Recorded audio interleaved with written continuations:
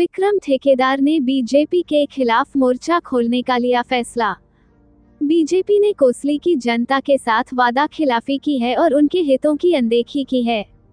विक्रम ठेकेदार ने कहा कि मैं कोसली की जनता के अधिकारों की लड़ूंगा लड़ाई।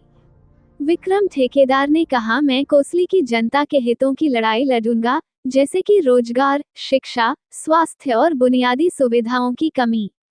विक्रम ठेकेदार ने कहा, मुझे पूरा विश्वास है कि कोसली की जनता मेरे साथ है। हम मिलकर बीजेपी की वादा खिलाफी के खिलाफ लड़ाई लड़ेंगे। क्या कहते हैं विक्रम ठेकेदार?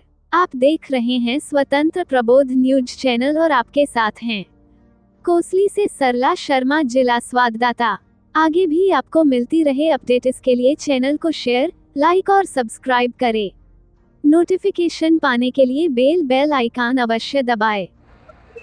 आवाज है, आप लोगों का दिल है। आप लोगों का अगर दिल भर गया तो आप लोगों ने जो फैसला लेना है वो फैसला लेने में मैं सक्षम हूँ। मैं इनके साथ खड़ा हूँ। मेरी ताकत ये मेरा परिवार है। अगर मैंने कोई एक निर्णय लेना होता तो मैं ले सकता था। अब ये कोसली हल्का की जनता ने निर्णय लेना है कि हमें क्या करना है। मंत्री, समय बहुत कम रह गया, अभी निर्णय कब तक लिया जाएगा? अब तक बहुत कम समय है। आपके अनुसार समय कम है? समय तो अभी से 4 दिन बाकी है।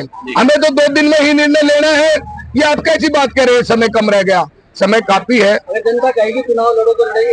हाँ, जनता के ऊपर, जनता जो कहेगी मैं उनके साथ हूँ। ठीक साहब, कारण क्या मानते हैं कि जो टिकटों की जो ये इस तरीके से जो वितरण किया गया और विरोध कुछ अब दिखाई दे रहा है? मैं समझता हूँ राजनीतिक क्षेत्र में जो अपर लेवल की राजनीति करते हैं, वो जब कोई गरीब घर से किसान का बेटा उठ करके विधानसभा पहुंचता है और वो मेहनत करके जनता के बीच में जब काम गिनवाता है तो उनको वो हजम नहीं होते और वो किसी ना किसी षड्यंत्र के तहत उनको वहां से वंचित करवा देते हैं और फिर जनता के अंदर वो 5 साल फिर घूमता रहे। उसके पास कोई दायित्व नहीं होता, ना हमारे लोगों के कोई काम हो पाते हैं और इस प्रकार के आदमी को दायित्व दिया जाता है जिसको हम उम्मीद करके उनके साथ कंधे से कंधा लगा के चलते हैं, तो वो काम की पोजीशनों में इसलिए रुकवा देते हैं।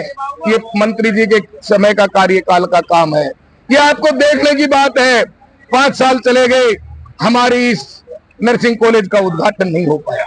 5 साल चले गए, यातायात की ग्रामीण क्षेत्र है कोसली हल्का, इसके अंदर कमी है तो हमें एक सब डिपो बनवाया रोडवेज का, इन्होंने इसका उद्घाटन नहीं किया। और जब मैं उनके से बात करता तो कहते जी आप अपने हल्के के विधायक जी से कहें।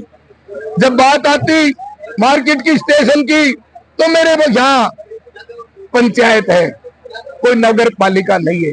कोसली हल्का एक सब डिवीजन लेवल का हल्का है। क्षेत्रफल के माध्यम में ये पूरे हरियाणा में सबसे बड़ा है और यहाँ 2.5 लाख वोटें हैं। लेकिन यहाँ का व्यापारी वर्ग गांव से आता है।